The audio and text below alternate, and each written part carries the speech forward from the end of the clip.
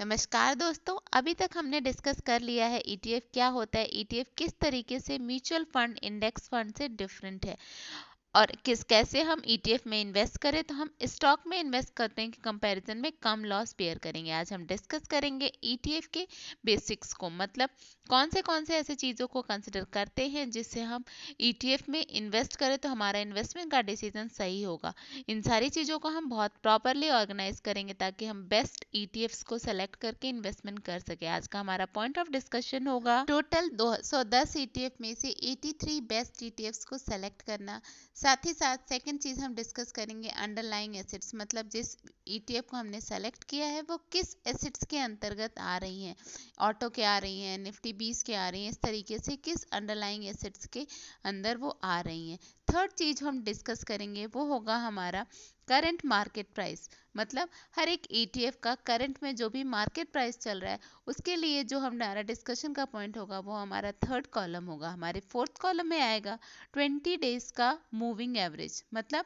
Continuous 20 days. Total एक month में 30 दिन होते हैं बट ऑन एन एवरेज देखें तो हर मंथ में around 8 to 10 days market holiday होता है, तो 20 डेज का मूविंग एवरेज हम कंसिडर करेंगे, मतलब 20 डेज में जो भी ईटीएफ है उसमें क्या फ्लैक्चुएशंस आ रहे हैं। फिर हमारा जो नेक्स्ट कॉलम होगा उसमें हम डिस्कस करेंगे करंट मार्केट प्राइस और 20 डेज का जो मूविंग एवरेज है उन दोनों में क्या डिफरेंस है, मतलब दोनों को हम करंट मार्केट प्राइस प्लस जो हमारा 20 डेज का मूविंग एवरेज है उन दोनों को आपस में माइनस करके हम फाइंड आउट करेंगे कि इनमें कितना डिफरेंस आ रहा है। जो हमारा नेक्स्ट कॉलम होगा उसमें हम डिस्कस करेंगे परसेंटेज चेंज कितना है हमारा 20 days moving average as compare to current market price, कितना परसेंट का चेंज हो रहा है। परसेंट चेंज हमको बहुत ज़्यादा सपोर्ट करता है डिसाइड करने में कि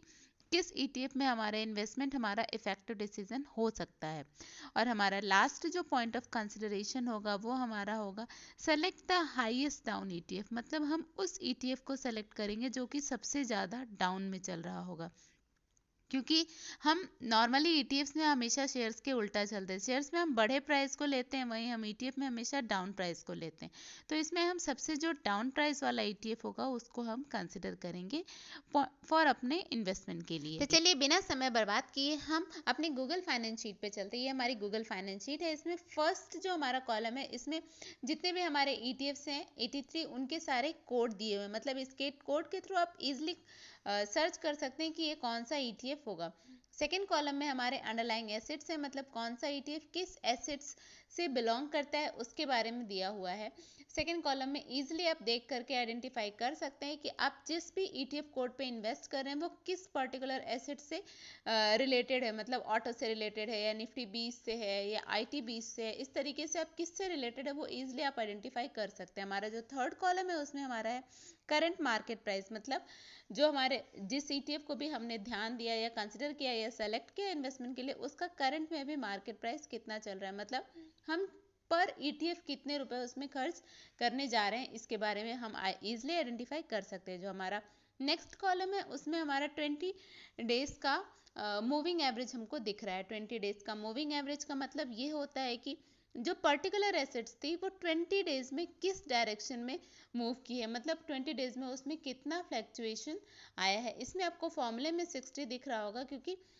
ये कंसिडर करता है सारे लीव्स एंड ऑल को, लेकिन फाइनली अल्टीमेटली जो हमको कैलकुलेट करके देगा वो 20 डेज का ही मूविंग एवरेज देगा, मतलब जितनी भी लीव्स होती है, जितने दिन भी स्टॉक मार्केट नहीं चल रहा होता है, उन सारी चीज़ों को एक्सक्लूड करके ये हमारा 20 डेज का डीएमए निकलता है। उसके बाद जो हमारा नेक्स्ट कॉलम है उसमें हमारा करंट मार्केट प्राइस और 20 डेज के मूविंग एवरेज का डिफरेंस होता है, मतलब हम इन दोनों में अंतर पता करने की कोशिश करते हैं कि आज जो हमारा मार्केट प्राइस चल रहा है किसी भी ईटीएफ का उसका 20 डेज के जो मूविंग एवरेज है उसमें कितना डिफरेंस है। इन दोनों के डिफरेंस के बेसिस पे हम इजीली आइडेंटिफाई कर सकते हैं कि पर्टिकुलर सेक्टर में जो भी हमारे इन्वेस्टमेंट जा रही है वो इन्वेस्टमेंट से हमको क्या इम्पैक्ट आएगा। फिर हमारा जो नेक्स्ट कॉलम है वो हमको बताएगा परसेंटेज चेंज कितना है, मतलब जो हमारा 20 डेज डीएमए और करंट मार्केट प्राइस में जो डिफरेंस आया वो कितने परसेंट के बेस पे चेंज हुआ। बेसिकली ये परसेंट चेंज ही हमको हेल्प करेगा आइडेंटिफाई करने में किस ईटीएफ में हमको इन्वेस्ट करना है और किसने किस ETF में इन्वेस्ट करके हम अच्छा रिटर्न गेन कर सकते हैं, क्योंकि जो हमारा 20 डेज का DMA निकलता है वो DMA का जो परसेंटेज चेंज है वो परसेंटेज चेंज के बेसिस पे हम इजीली कैलकुलेट कर सकते हैं कि किस तरीके से हम इन्वेस्ट करें। अब नेक्स्ट हमारा क्वेश्चन आता है कि ठीक है गूगल फाइनेंस शीट तो हो गई, लेकिन अब किस पर्टिकुलर ETF में हम इन्वेस्ट करें या किस पर्टिकुलर ETF को सेलेक्ट करें। तो इस गूगल फाइनेंस शीट से ही आप इजीली आइडेंटिफाई कर सकते हैं कि किस ETF में आपको इन्वेस्टमेंट करना है। इसमें मैंने एक अलग से कॉलम बनाया है जिसमें आपको लिख के दिया है क्लियरली कि किस पर्टिकुलर ETF में हम इन्वेस्टमेंट करें। तो देखिए इसमें आपको 1 2 3 मतलब एक पर्टिकुलर साइड में सबसे कॉलम चार्ट बना हुआ है जो आपको परसेंटेज चेंज के बेसिस पे बना हुआ है, जिसमें फर्स्ट ऑप्शन में आपको जो दिख रहा होगा ETF,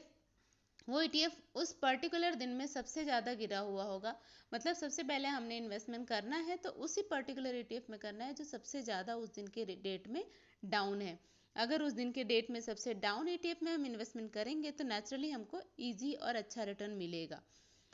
अगर आपको ये वीडियो पसंद आई हो तो प्लीज़ वीडियो को सब्सक्राइब करिए ताकि इस तरीके के वीडियोस आपको मिलती रहे और आपको इन्वेस्टमेंट के बहुत सारे इफ़ेक्टिव और बहुत सारे ऐसे तरीके मिलते रहें जिसके थ्रू आप इजीली इन्वेस्ट करके अच्छा रिटर्न गेन कर सकें। अगर आपको ये गूगल फाइनेंस शीट चाहिए या इससे जुड़ी कोई भी इन्फॉर्मेशन चाहिए तो प्लीज़ आप कमेंट में लिखिए ताकि मैं आपको डिटेल में इसके बारे में इन्फॉर्मेशन दे सकूँ। Thanks for watching, have a nice day.